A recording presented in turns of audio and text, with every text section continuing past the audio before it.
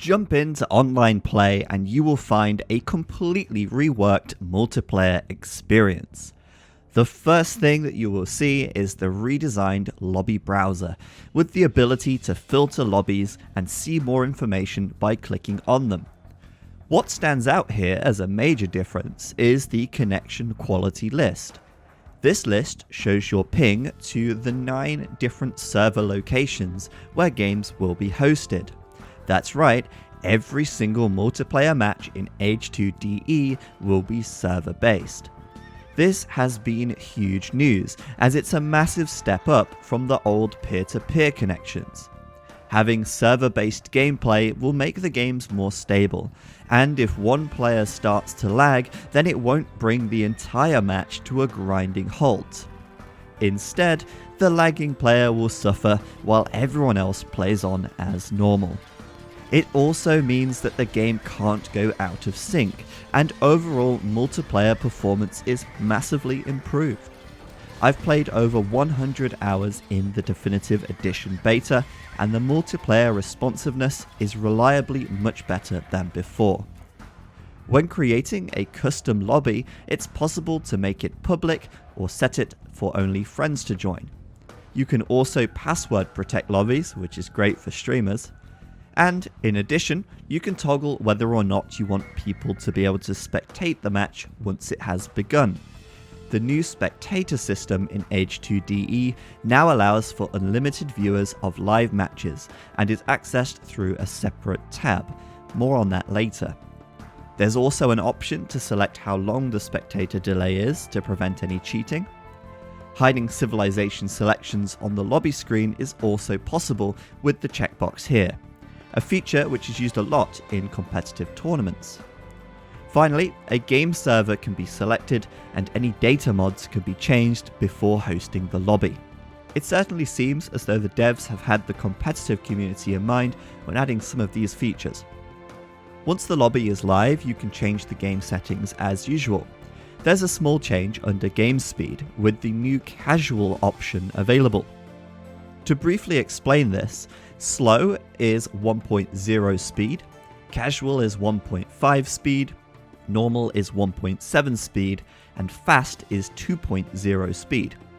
The reason for the extra option is because the original CD version of the game had a bug where multiplayer would run slightly faster at 1.7 game speed.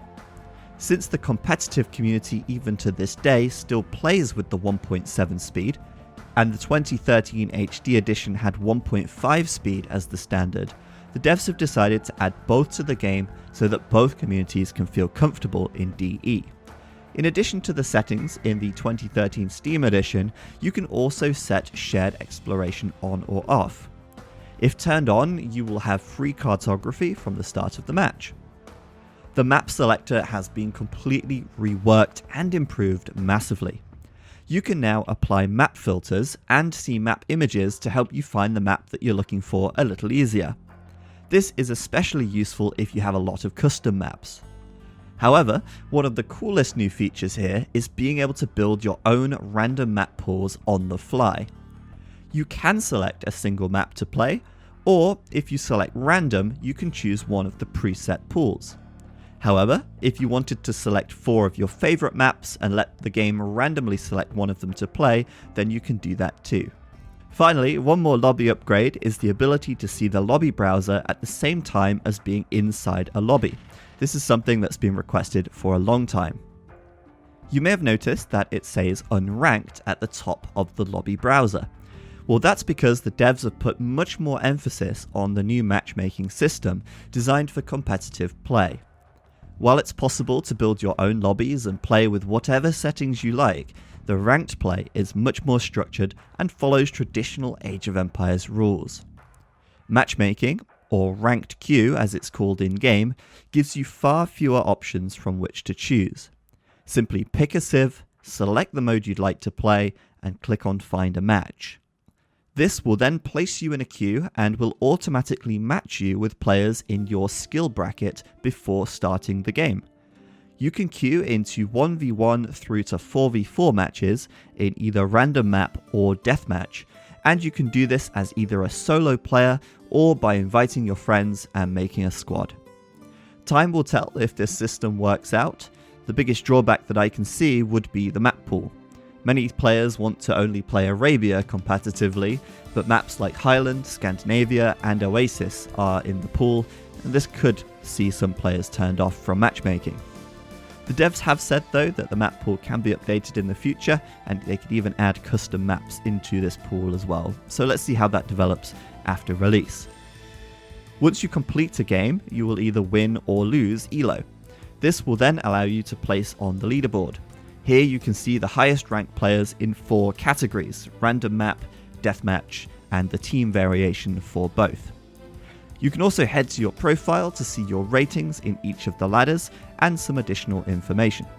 It's also possible to change your profile picture, and you will unlock more icons as you win more matches. For those wondering about LAN play, yes, AoE2 DE does run over LAN if all the players in the game are on the same network. You do need an internet connection to launch the multiplayer menus, but the game will run a local server on the host machine when a LAN match is detected. Spectating a match is as simple as clicking on the Spectate tab and selecting which match to watch.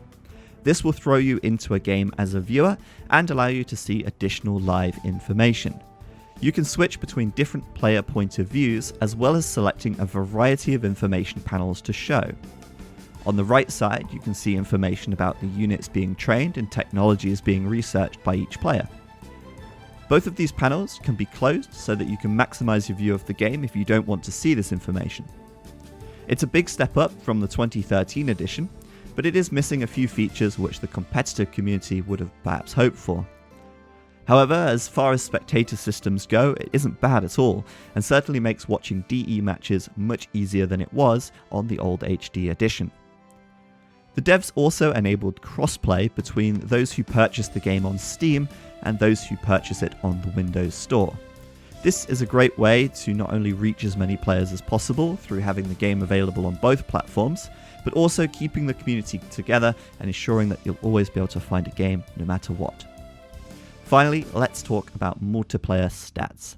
At the time of making this video, the AgeofEmpires.com website isn't displaying stats for AoE2 DE. However, if they do the same as they have for AoE1 DE, which I suspect they will, then we will likely have lots of additional post-game information available via the official Age of Empires website. My guess is that by signing into the Xbox Live on the main menu screen, you'll be able to synchronize these statistics and see much more information about your game history. Who knows how expanded this may be, but I'm excited to see what they come up with. So that about rounds up everything there is on the new multiplayer side of things for AoE2 DE. If you want to see more videos from me and don't want to miss any of the new uploads, do subscribe and hit the bell to get notification when I upload something new. But for now, thank you very much for watching, and I'll see you next time.